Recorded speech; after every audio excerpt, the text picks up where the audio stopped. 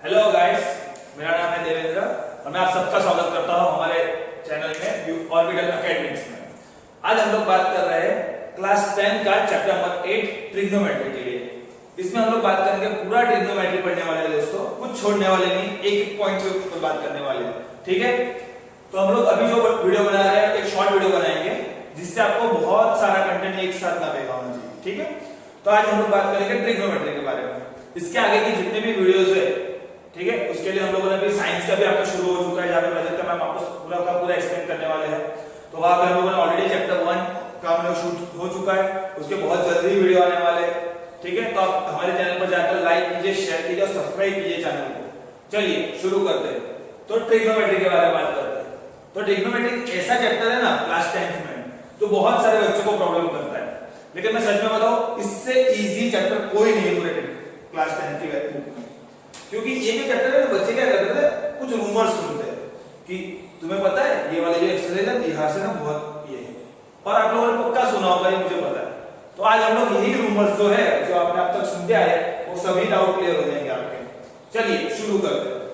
तो आपका ये जो टॉपिक है, टॉपिक मतलब चैप्टर का नाम ही है ट्रिग्नोमेट्री। सबसे पहले मुझे कौन बताएगा ट्रिग्नोमेट्री का मतलब क्या होता है? तो ट्रिग्नोमेट्री का मतलब होता है ट्रिग्नो यानी कि ट्रायंगल। ठीक है, ट्रिग्नो का मतलब होता है ट्रायंगल, और ये जो वर्ड है ये इसका मतलब होता है ज्योमेट्री। ये वर्ड आपने सुना ही होगा।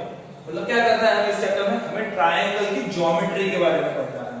क्या पढ़ना है? ट्रायंगल की ज्योमेट्री। लेकिन यहाँ पर एक कौन सा ट्रायंगल? ट्रायंगल तो बहुत सारे होते हैं, तो यहाँ पे एक स्पेसिफिक ट्रायंगल है,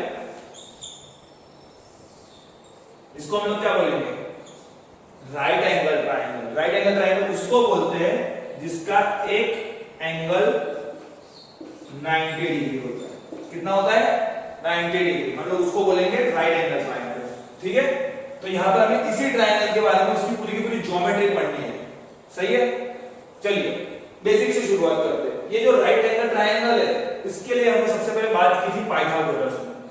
नाम तो सुना ही होगा, पाइथागोरस।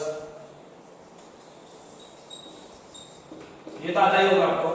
क्या बताया था पाइथागोरस ने?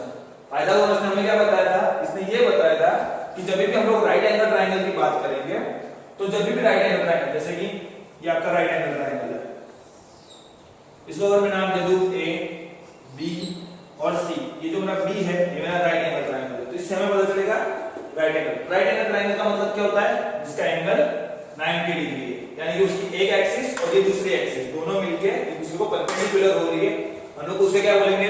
Right angle triangle. तो यहाँ पे मैं क्या लिखूंगा? Triangle ABC where angle B is equal to 90 degree. ठीक है, मैं यहाँ पे एंगल ABC ले रहा हूँ, आप PQR भी ले सकते हैं, कुछ भी ले सकते हैं, यानी स्पेसिफिक नहीं है यहाँ पे कि एंगल B ही होगा, कुछ भी हो सकता है आपका। ठीक है, तो यहाँ पे हम लोग क्या बोल रहे हैं? राइट एंगल जो है आपका 90 डिग्री पे होना चाहिए।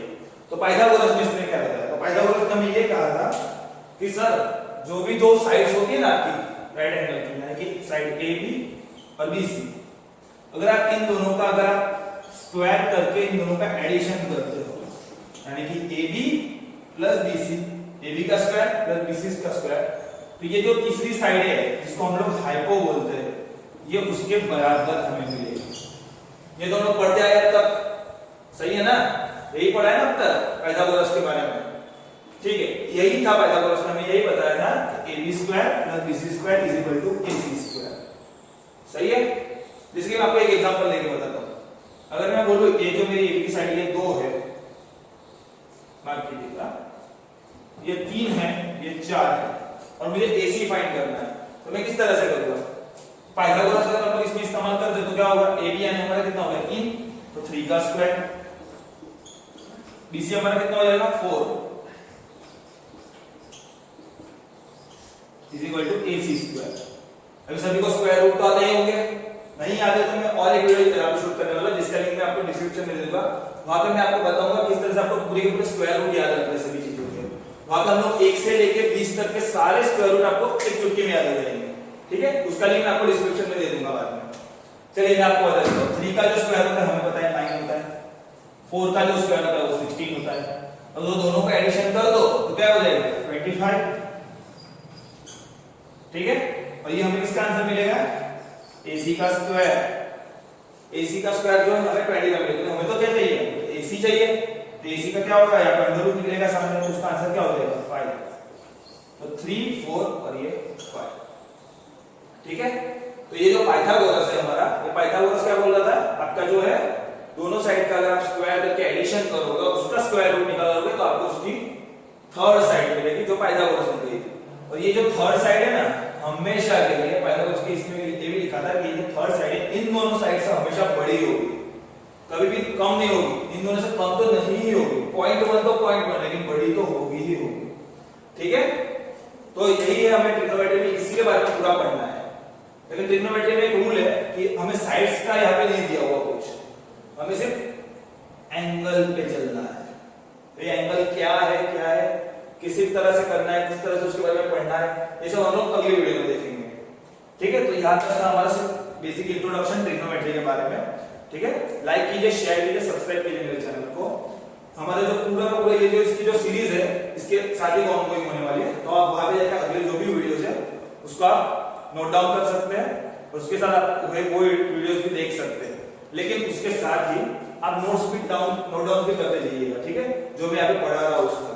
और अगर मेरे पास अगर इसको कुछ स्पेसिफिक होने वाले हैं तो उसके लिए आप अपनी बुक भी अपने साथ रख सकते हैं इसके लिए, ठीक है, वो भी रखिएगा सामने, तभी आपको पता चलेगा इसमें क्या करना है पूरी तरह से, ठीक है। इसके बाद का जो अगला टॉपिक है जो 8.1 के लिए आपको दिया गया है एक्सरसाइज के लिए, इसके साथ हम लोग एक्सरसाइज भी सॉल्व करने वाले हैं, तो उसके बारे में हम लोग उसकी थियरी पढ़ेंगे, उसके अंदर कौन से फॉर्मूलाज यूज होने वाली है, क्या होने वाला है। तो इसकी फॉर्मूलाज खास करके आपको अभी बता दे रहा हूँ, इसकी जो फॉर्मूलाज है वो अच्छे से याद कीजिएगा, क्योंकि इसी फॉर्मूला के बेस पे, क्योंकि ये चैप्टर जो है आपका 8 से 9 मार्क्स में आता है, 8 से 9 मार्क्स यही चैप्टर आपका कवर करता है पूरे कोर्स में, ठीक है। तो आपको इसी तरह से इसको पढ़ना है, ठीक है क्या। चलिए लाइक कीजिए, शेयर कीजिए और सब्सक्राइब कीजिए हमारे चैनल को। इसके साथ आपका अलविदा करता हूँ। जय हिंद, जय भारत।